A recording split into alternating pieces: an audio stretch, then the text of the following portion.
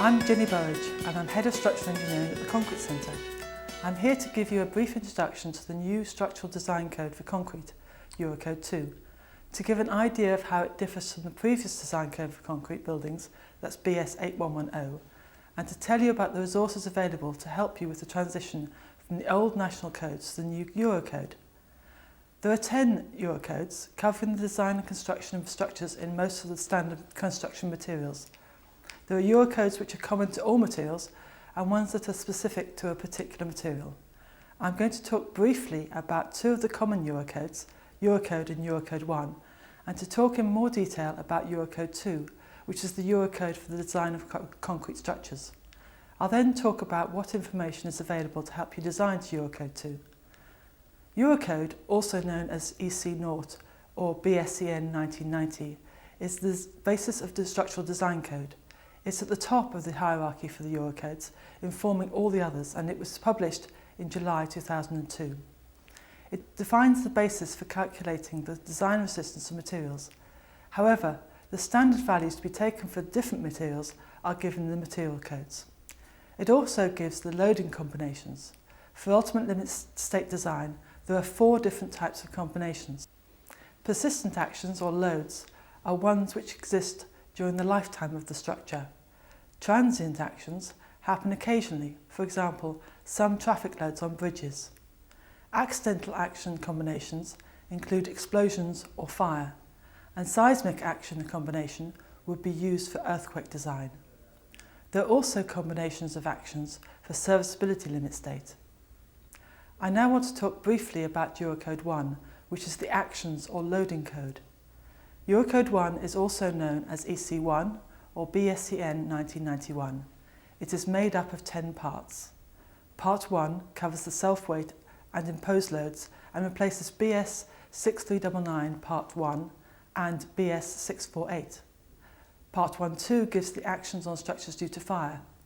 By the way, all the Part 1-2s of the different Eurocodes concern fire design. Part 1-3 covers snow loads and replaces BS 6399 Part 3. Part 1-4 is the wind code, replacing BS 6399 Part 2. Part 1-5 gives the actions on a structure due to temperature changes. Part 1-6 gives the construction loads, and Part 1-7 gives the actions due to impact and explosions. Part 2 gives the loads on bridges, and most Eurocode Part 2s are to do with bridges. Parts 3 and 4 cover actions due to cranes and machinery, and actions on silos and tanks respectively. I'm not going to go through these in any further detail except for Part 1-1, since the bulk density of reinforced concrete is now increased to 25 kilonewtons per cubic metre. Mass concrete is still 24 kilonewtons per cubic metre, and for wet concrete these two figures should be increased by 1 kilonewton per cubic metre to 25 kilonewtons per cubic metre for wet mass concrete and 26 kilonewtons per cubic metre for wet reinforced concrete. This allows for about 1.3% reinforcement. All the Eurocode parts have a national annex, which allows the different nations to using the Eurocodes to adapt it in a limited way. The UK National Annex for Part 1-1 uses the same imposed loads as those given in BS 6399 Part 1, which it replaces.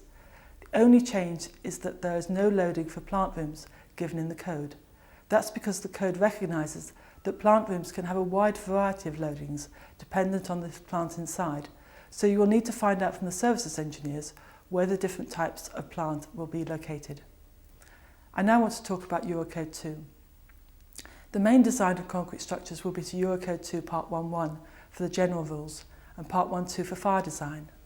To design bridges, you will need to use Part 1-1, but for specific clauses required for bridges, Part 2 is used.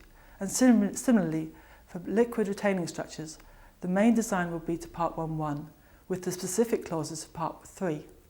This is the same relationship as there used to be between the old codes BS 8007 and BS 8110. The design of concrete structures also refers back to Eurocode and Eurocode 1, as I've just explained.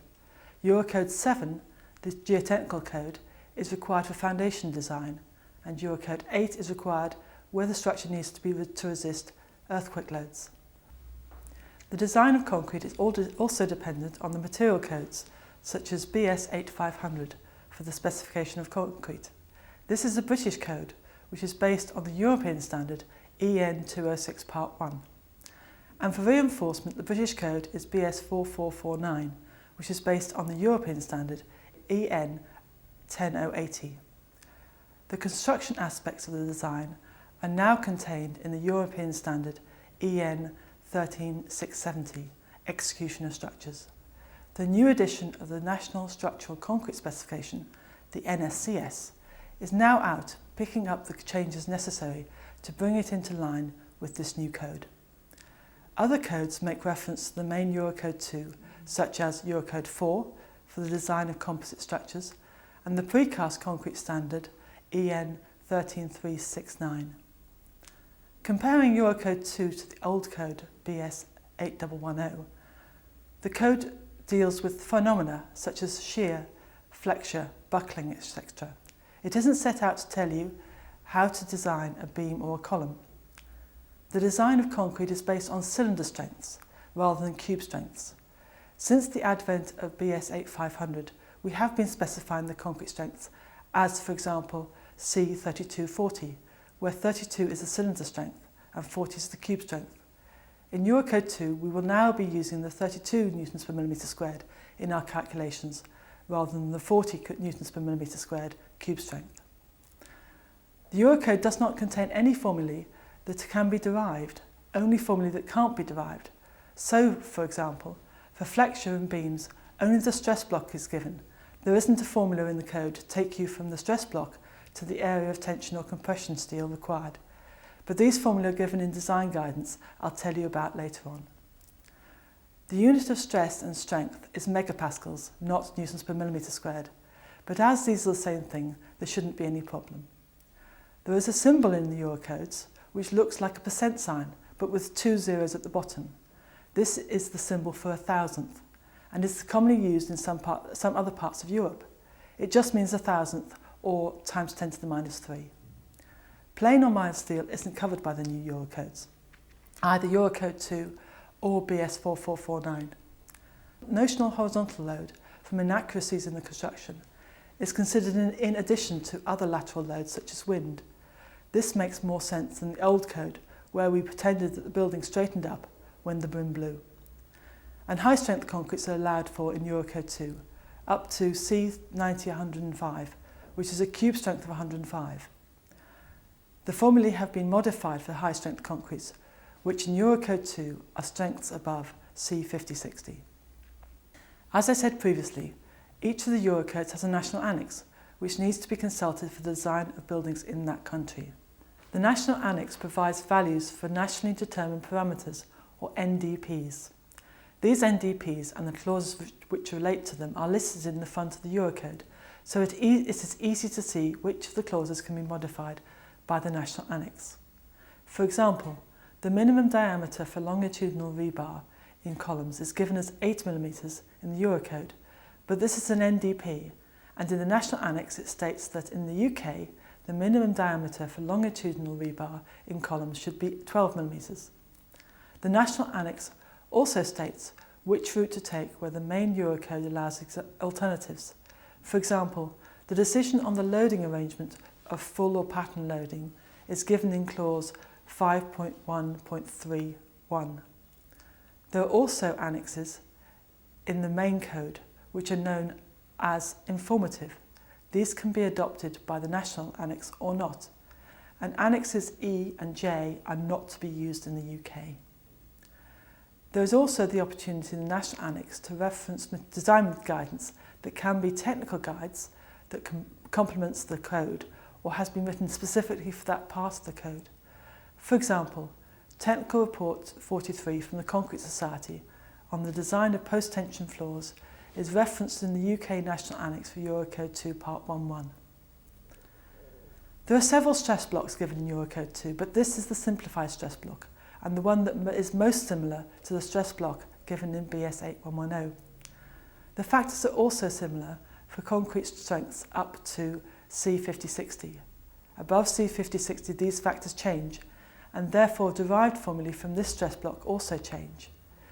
FCD is the design strength of the concrete, and is calculated from the characteristic cylinder strength of the concrete multiplied by factors alpha cc at 0.85 and gamma c at 1.5. FYD is the design yield strength of the steel and is calculated from the characteristic yield strength of the reinforcement taken as 500 megapascals and the material factor for the reinforcement at 1.15. There are no further formulae for design of tension and compression reinforcement, but for concrete strengths up to C50-60, we have calculated the formulae for AS and AS2 in the way that was used for BS 8110. These formulae are given in our technical guides, which I will talk about in the last section of this presentation. The design for flexure is very similar to that used in BS 8110. The model for the design of shear has changed in Eurocode 2. This is taken from test results that showed that the model in BS 8110 was too simplistic for the real response. This can be demonstrated by the graph of shear strength against shear reinforcement. The old code took the shear strength equal to the shear strength of the concrete section plus the shear strength due to the shear links. The graph goes up at an angle of 45 degrees. The test results, however, show that at lower shear reinforcement densities, the shear strength increases by more than the previous assumptions on an angle of about 21.8 degrees, up to a certain strength, and then the shear strength does not go up much for significantly more shear reinforcement. Eurocode 2 design follows this curve more closely. For most of the time, this means that Eurocode 2 will give fewer links than BS 8110, but will need more links to be safer for higher shear reinforcement densities. The model that Eurocode 2 uses for shear design is the Strut inclination method. The shear is taken by an inclined strut in the concrete in compression, balanced by increased tension in the longitudinal reinforcement and tension in the shear links. The concrete strut is at an angle theta. This angle can be chosen to be between 21.8 degrees and 45 degrees, which is the variation shown in the previous graph. The lower the angle, the more links are brought into play, so for an economic design, the angle should be as low as possible. The two formulae given in the code for the capacity of the section under shear are this one for the capacity of the concrete strut and this one for the capacity of the shear links. You will see that both are a function of the angle theta that has been chosen. Taking the expression for the concrete strut and assuming that the angle is 21.8 degrees, i.e. cot theta equals 2.5, so we can work out what the allowable shear stress is when cot theta equals 2.5, as this is just dependent on the characteristic concrete strength. The table shows the maximum shear strength for the different concrete strengths when the angle needs to be increased from 21.8 degrees. Provided the shear stress is less than this allowable shear stress, you can take cot theta equal to 2.5 and the expression for the shear capacity of the reinforcement can be manipulated to give an area of shear reinforcement. If the shear stress is more than this allowable shear stress, then the angle theta being 21.8 degrees, we can rearrange the concrete strut expression to give us the angle we need to take, and hence the shear reinforcement required. Obviously, this is a very brief look at some of the design issues in Eurocode 2. I therefore want to talk to you about where you can find further information and design guidance. The concrete sector have produced several books to help you with the transition to Eurocode 2. Concise Eurocode 2 is a design guide to help you design concrete frame buildings. It gives some of the information from Eurocode and Eurocode 1 where they are relevant to concrete structures. It also refers back to the clauses in the code, so that it is a manual as well as a guide. How to design concrete structures using Eurocode 2 is a compendium of guides looking at different element types, beams, slabs, flat slabs, columns, retaining walls, as well as looking at the design of concrete structures for fire, detailing, rules and specification of concrete. The RC spreadsheets now include designs to Eurocode 2. The Worked Examples book takes you through worked examples for various types of element and structure. Economic Concrete Frame Elements, first edition, was for BS 8110, but this new edition gives sizing and reinforcement estimates for elements designed to Eurocode 2. The properties of concrete can be modified with different specifications, and Eurocode 2 allows these different properties to be used in the calculations. This book shows what can be achieved. For example, stiffness can be modified to reduce the deflection of a concrete slab. Please look at our website dedicated to Eurocode 2 issues at www.eurocode2.info. We also run courses in structural engineers' offices.